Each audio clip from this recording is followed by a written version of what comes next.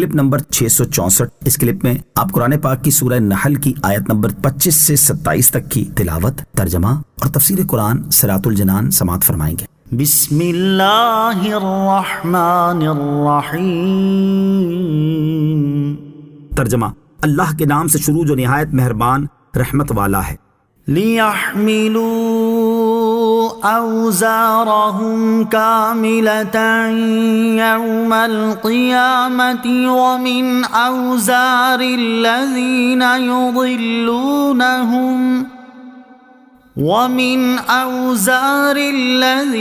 يُضِلُّونَهُمْ بِغَيْرِ عِلْمٍ أَلَا سَاءَ مَا يَزِرُونَ۔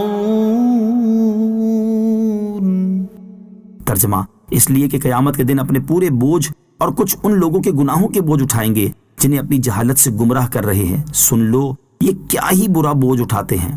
لِيَحْمِلُوا أَوْزَارَهُمْ، کہ اپنے بوجھ اٹھائیں، یعنی جن کافروں نے لوگوں کو گمراہ کرنے کے لیے قرآن پاک کو پہلے لوگوں کی داستانیں کہا، ان کا انجام یہ ہے کہ وہ قیامت کے دن اپنے گناہوں اور گمراہی کے بوجھ پورے اٹھائیں گے، اور اس کے ساتھ ان لوگوں کے گناہوں کے بوجھ اٹھائیں گے جنہیں اپنی جہالت سے گمراہ کر رہے ہیں۔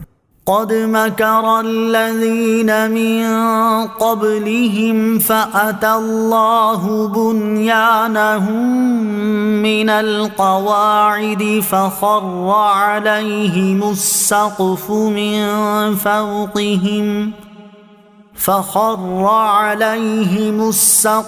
من فوقهم وأتاهم العذاب من حيث لا يشعرون۔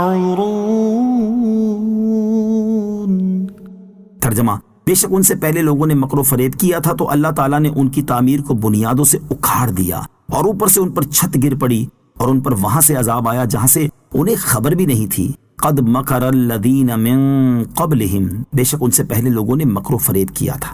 اس آیت پہ اللہ تعالیٰ نے ان لوگوں کی مثال بیان فرمائی ہے جو اپنے انبیاء علیہ الصلوۃ والسلام کے ساتھ مکر و فریب کرتے تھے۔ اس کا خلاصہ یہ ہے کہ پچھلی امتوں نے اپنے رسولوں علیہ الصلوۃ والسلام کے ساتھ مکر کرنے کے لیے کچھ منصوبے بنائے تھے۔ اللہ تعالیٰ نے انہیں خود انہی کے منصوبوں میں ہلاک کر دیا، اور ان کا حال ایسا ہوا جیسے کسی قوم نے کوئی بلند عمارت بنائی، پھر وہ عمارت ان پر گر پڑی اور وہ ہلاک ہو گئے۔ اسی طرح کفار اپنی مکاریوں سے خود برباد ہوئے۔ مفسرین نے یہ بھی ذکر کیا ہے کہ اس آیت میں اگلے مکر کرنے والوں سے نمرود بن کنعان مراد ہے۔ یہ حضرت ابراہیم علیہ السلام کے زمانے میں روئے زمین کا سب سے بڑا بادشاہ تھا۔ اس نے بابل میں بہت اونچی ایک عمارت بنائی جس کی بلندی 5000 گز تھی، اور اس کا مکر یہ تھا کہ اس نے یہ بلند عمارت اپنے خیال میں آسمان پر پہنچنے اور آسمان والوں سے لڑنے کے لیے بنائی تھی، اور اللہ تعالیٰ نے ہوا چلائی اور وہ عمارت ان پر گر پڑی اور وہ لوگ ہلاک ہو گئے۔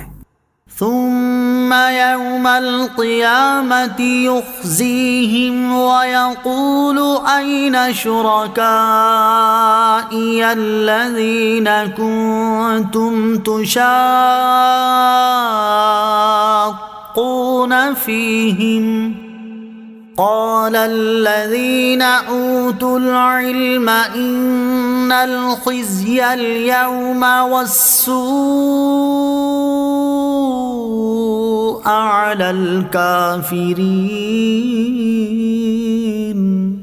ترجمہ: پھر قیامت کے دن اللہ انہیں رسوا کرے گا اور فرمائے گا، کہاں ہیں میرے وہ شریک جن کے بارے میں تم جھگڑتے تھے؟ علم والے کہیں گے، بے شک آج ساری رسوائی اور برائی کافروں پر ہے۔ ثم یوم القیامت یخزیہم، پھر قیامت کے دن اللہ انہیں رسوا کرے گا۔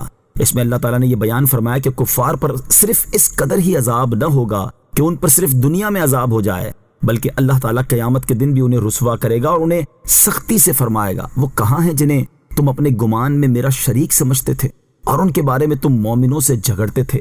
قال الذین اوتوا العلم، علم والے کہیں گے، کفار دنیا میں اہل ایمان کا مذاق اڑاتے تھے، جب قیامت کے دن اہل ایمان کو طرح طرح کی عظمتوں اور شرافتوں سے نوازا جائے گا اور کافروں کو رسوائی کے ساتھ مختلف قسم کے عذابوں میں گرفتار کیا جائے گا، تو اس وقت ان امتوں کے انبیاء علیہ الصلوۃ والسلام اور علماء جو انہیں دنیا میں ایمان کی دعوت دیتے اور نصیحت کرتے تھے اور یہ لوگ ان کی بات نہ مانتے تھے، وہ حضرات ان کافروں سے کہیں گے، بے شک آج ساری رسوائی اور عذاب کافروں پر ہے۔